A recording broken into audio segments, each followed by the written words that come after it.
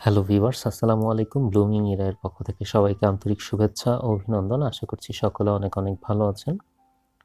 আমরা সাধারণ বিজ্ঞান অংশ থেকে আজকে ষষ্ঠ পর্ব শুরু করতে যাচ্ছি।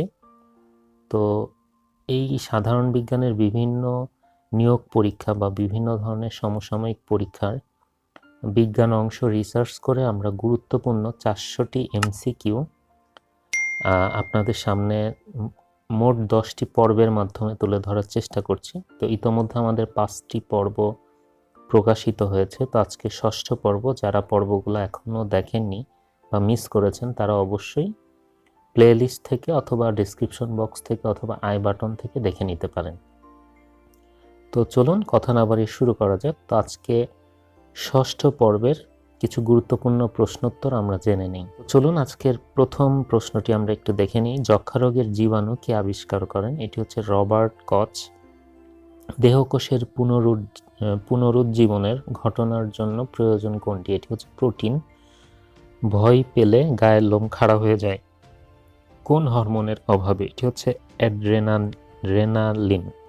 কোন ভিটামিন ক্ষতস্থান হতে রক্ত পড়া বন্ধ করতে সাহায্য করে? এটি হচ্ছে ভিটামিন কে। কোনটি দেহকোষ নয়? এটি হচ্ছে প্রোটিন। ক্লোরোফিল অণুর উপাদান কি? এটি হচ্ছে ম্যাগনেসিয়াম। হিমোগ্লোবিনের কাজ কি? অক্সিজেন ও কার্বন ডাই অক্সাইড বহন করা। কোন রক্তের গ্রুপকে সর্বজনীন দাতা বা ইউনিভার্সাল ডোনার বলা হয়? এটি হচ্ছে গ্রুপ ও। মোটামুটি সম্পূর্ণ বা আদর্শ খাদ্য বলা হয় কোনটিকে? এটি হচ্ছে দুধকে। তাপে কোন ভিটামিন নষ্ট হয়? এটি হচ্ছে ভিটামিন সি। কোন ভিটামিনের অভাবে মুখে ও জিহ্বায় ঘা হয়? এটি হচ্ছে ভিটামিন বি2। মাছের মাথা থেকে কোন ভিটামিন পাওয়া যায়? এটি হচ্ছে ভিটামিন এ। দেহে আমিষের কাজ কি? দেহকোষ গঠনে সহায়তা করে। কচু খেলে গলা চুলকায় কারণ কচুতে থাকে ক্যালসিয়াম অক্সালেট। শ্রবণ ছাড়াও কানের অন্যতম কাজ কোনটি? এটি হচ্ছে দেহের ভারসাম্য রক্ষা করা। কোনটির মাধ্যমে পেশিগুলো অস্থির সাথে সংযুক্ত থাকে? এটি হচ্ছে লিগামেন্ট। হৃদরোগের প্রধান কারণ কি? এটি হচ্ছে ধূমপান। বাংলাদেশের কোন বিজ্ঞানী কলিঙ্গ পুরস্কার লাভ করেন? ডক্টর আব্দুল্লাহ আল মুতি। কোন রাসায়নিক পদার্থটি ক্রোমোজোমের অভ্যন্তরে থাকে না? এটি হচ্ছে লিপিড।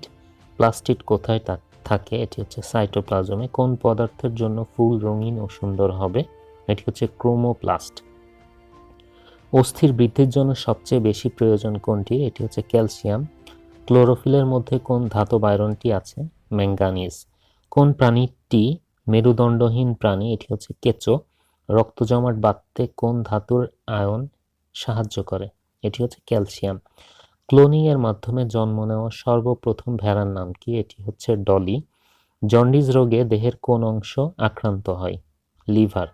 ডিপথেরিয়া রোগে দেহের কোন অংশ আক্রান্ত হয়? এটি হচ্ছে গলা। কোনটি মৌলও নয় আবার যৌগও নয়? এটি হচ্ছে শর্করা।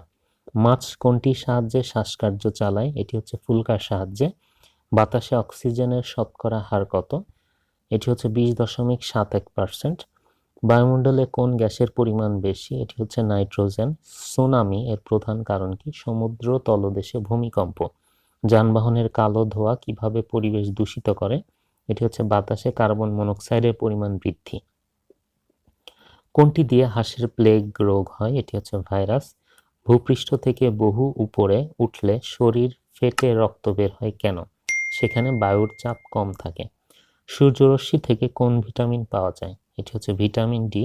সবচেয়ে বেশি ভিটামিন সি সমৃদ্ধ ফল কোনটি? এটি হচ্ছে পেয়ারা। ভূপৃষ্ঠে সবচেয়ে বেশি পাওয়া যায় কোনটি?